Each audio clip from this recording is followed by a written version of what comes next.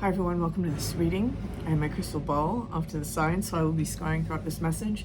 If you're new to my channel, my readings are a little different, and if you're returning, welcome back. You know how we do if it doesn't resonate with you. If you're forcing the story to fit or arguing with it in any way, you just leave it behind for the people who it's meant for.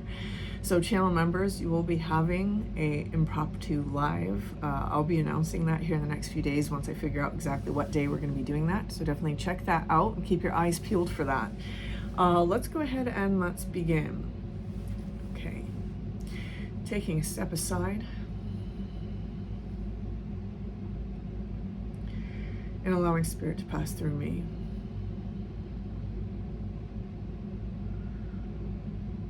Opening up to receive information. Okay, we'll be using some scrolls from I Scry with Steph. If you're interested in these scroll sets, definitely check her out. I'll have her linked down in the description box below. She's currently working on some fresh sets, so keep your eyes out on her page. Okay, let's see.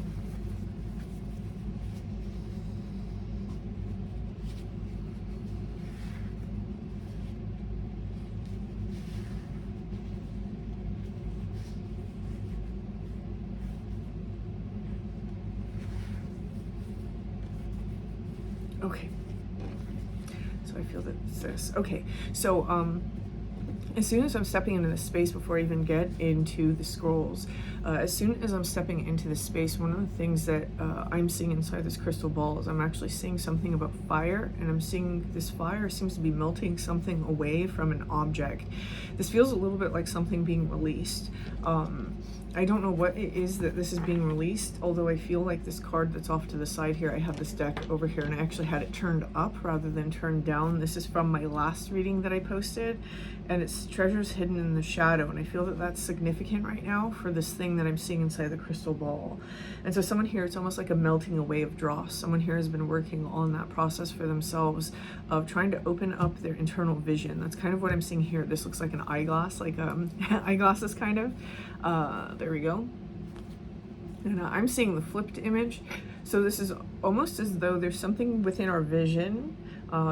There are dots inside of the eyeglasses. One has 5 dots, one has 3 dots. And so there's a conflict somewhere within our own foundational understanding of ourselves. Something is changing. Number 5 for me represents change. Number 3 represents our foundation, usually a spiritual foundation or some sort of idealistic foundation that we have about ourselves. Something's changing here, and this happens in the past. So someone here has done a lot of self-work in terms of seeing themselves in a better light, maybe in a bigger way, right? This is really speaking to me of some sort of like healing of our own self-esteem. Something about that healing of our own self-esteem seems to be a great part of the spiritual journey here, and there seems to be a lot of inner child work that is coming through here with the image that's on this card. Now this is the 6 of emotions, that's the 6 of cups, so this does speak about the past. Again, I am reading past energy, but it's also about childhood. Someone here has gone within their childhood and they've really started to clear out certain things that maybe were baggage that they had carried with them. Now the interesting thing is that this baggage really makes up this individual's identity. If you see that mirror, that glass that they're holding, it's up against the self, right? There's something about the self that has really reflected this sort of baggage. And so this seems to be something that whoever I'm reading for has worked on. Now, presently, I'm seeing this almost being mirrored in this scroll, and it looks a little bit like the view has become not so much complicated, more depth. There's more depth behind it. There's a deeper understanding of the self that has come into play, and certain things have been switched. If you look at this, these squares are the gray, whereas this, the center is gray, and here the center is black, where here the squares are gray. There's something inside of our vision that's been flipped. In other words, this is where somebody starts to understand that maybe the responsibility they've taken isn't necessarily their responsibility. Also, that the projections people have on them are not necessarily true. They belong to those people, right? They tend to be other people's truths about themselves that maybe the people can't see for themselves because they're not ready. That oftentimes is what our projections are. It seems to be a space that somebody's entering here in the present. This is where we really start to have a bigger view of ourselves, a clearer view of ourselves. Okay, and the wheel, and again, it's because something is changing. So we have this change that's taken place in the past, regarding our childhood, maybe certain baggages that we've had from earlier in our life. And then we have this change that's taking place now in terms of role reversals, right? That's oftentimes what the Wheel of Fortune can speak about, is the tables turning. This is where we start to understand that, oh, maybe this wasn't me, or maybe this wasn't them, right? It can be either or. This is where we start to understand that something in the energy is going to change, because the only person that's going to change the way that my life has been is me. And there's a little bit of that energy taking place here. This is where things start to move finally. As things start to move, this almost speaks to me about that box starting to open up around us. Yeah, 10 of Inspiration. This is the 10 of Wands. However, if you look in this card, it's all those cattle, even though, you know, you could look at it one way. They could be doing hard work because they all have those vases on their backs. They'll have a vase on their backs. Or you could look at it as they're abundant because they're carrying something. So again, there's some sort of perspective shift that has recently taken place for somebody where they're starting to view things in a different light. This is causing that change. And if you look at the one that she's carrying, it's actually sparkling.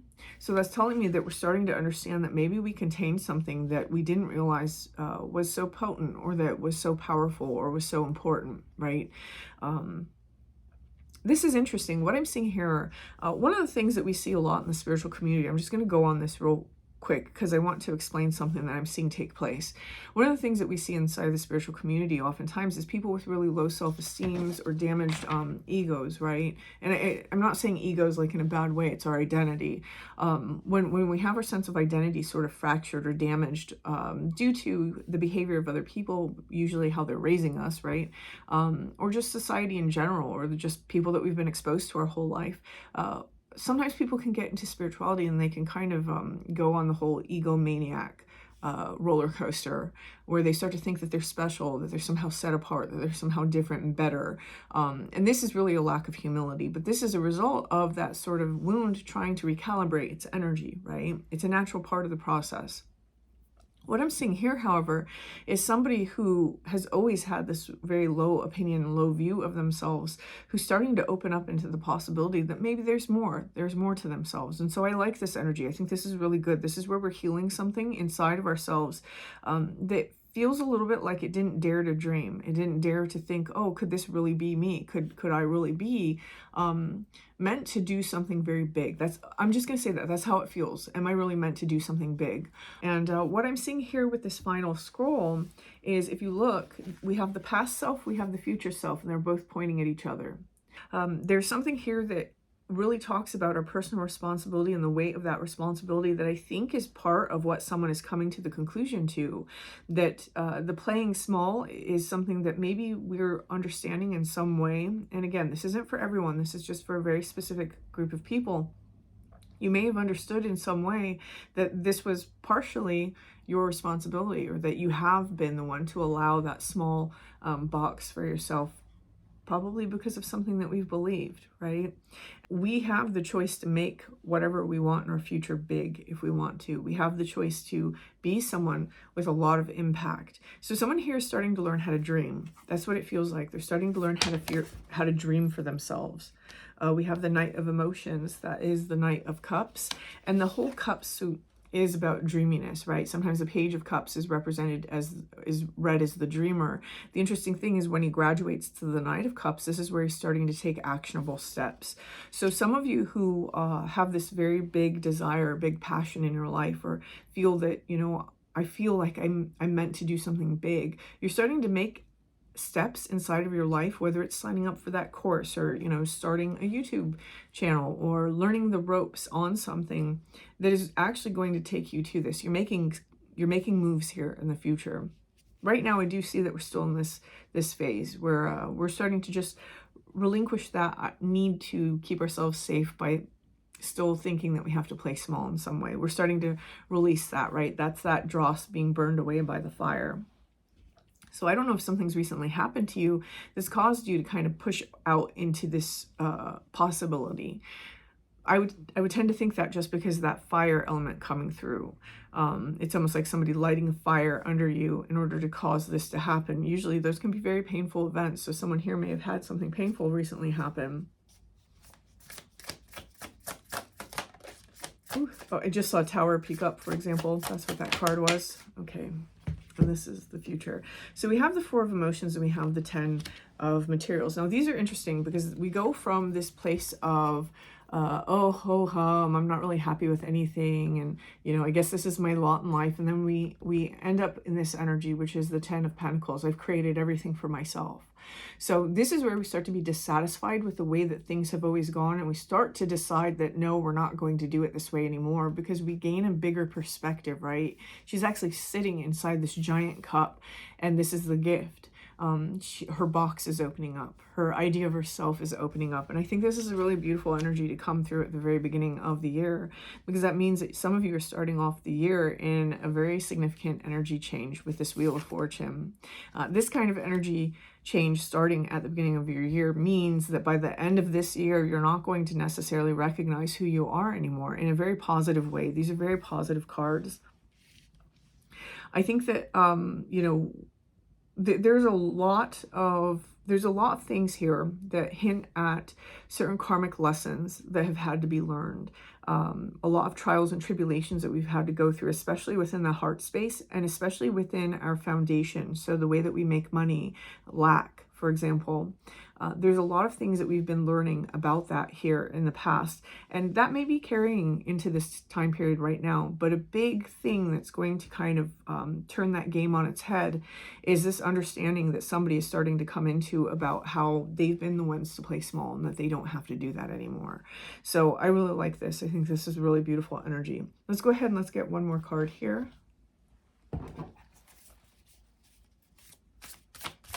I just saw a lock inside the crystal ball, and you guys know I don't normally say what I'm seeing inside the crystal ball, but I'm saying it because it seems very significant. There seems to be something within the heart space. It was like a lock that had a heart on it.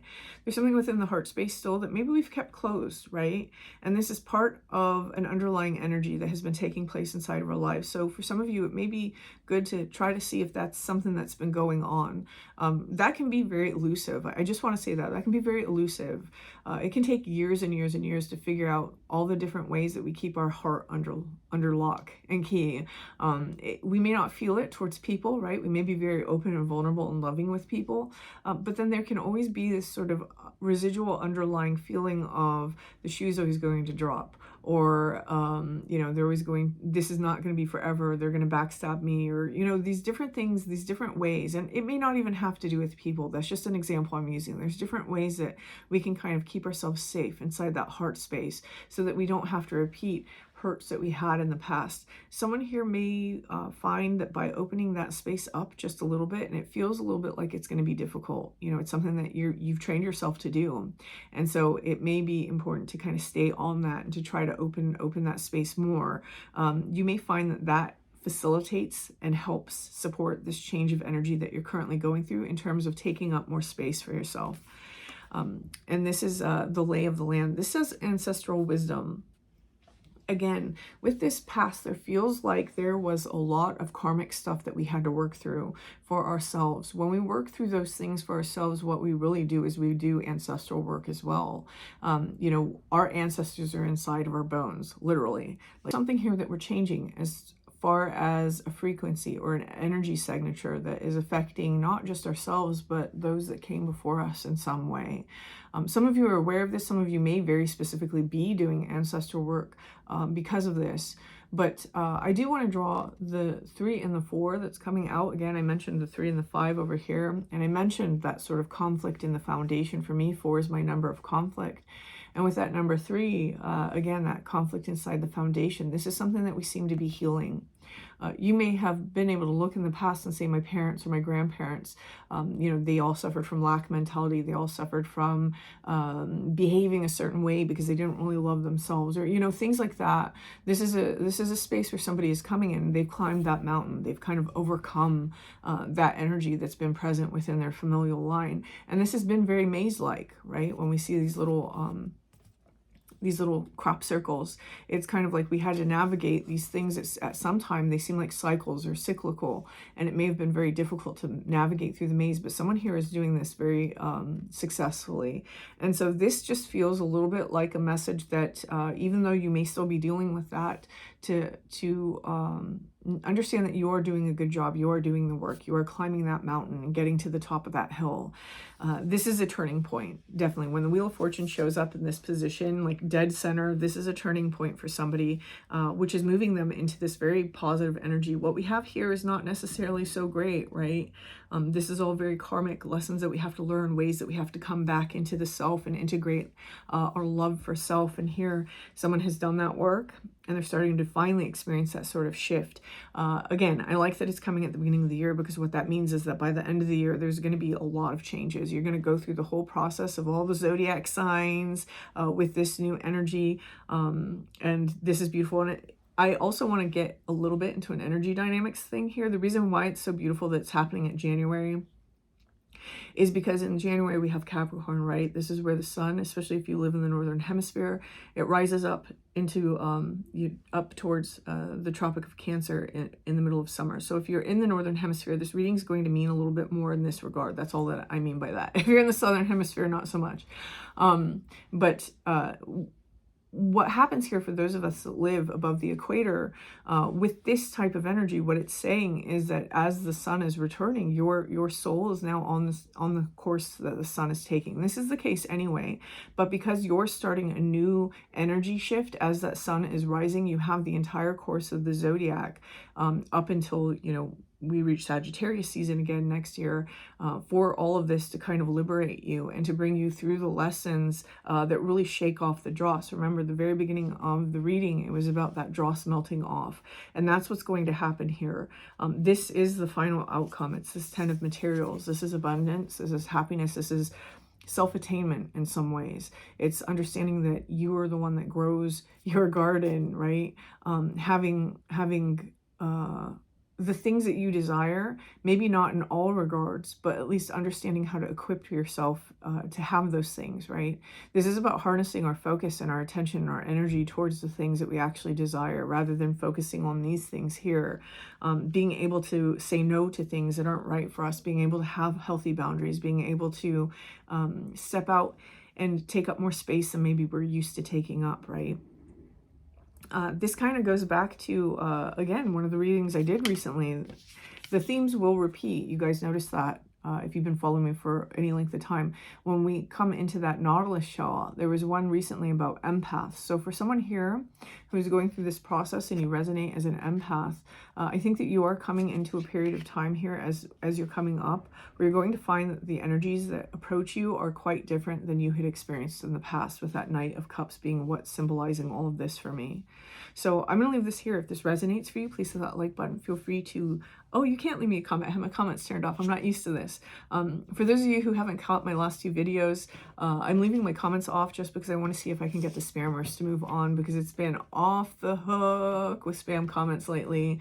Yeah, so I needed to take a step back from my comments anyway, just to free up some time for myself, and I didn't want to leave the comments on while I do that if there's a bunch of spammers floating around. So I don't know how long I'm going to keep the comments off. It kind of depends how long I need to be away from the comment section of the channel a little bit. So we'll see, and we'll see if it works. So anyway, but I hope this resonated for you. I hope that this had something inside of it that maybe could confirm something for somebody.